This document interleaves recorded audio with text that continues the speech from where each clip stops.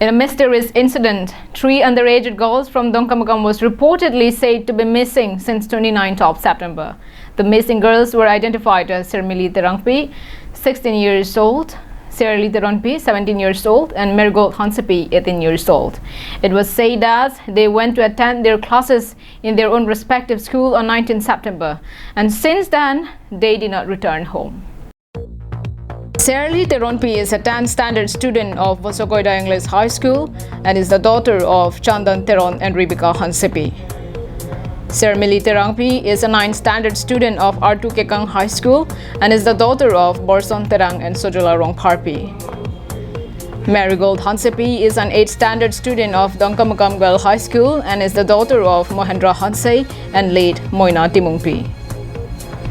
It was reported that all of them left their home for school at early 7:30 a.m. morning on 19th of September, and since then, they did not come home yet.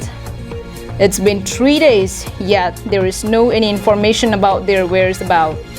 An FIR missing report was lodged at Dongkamukam Police Outpost.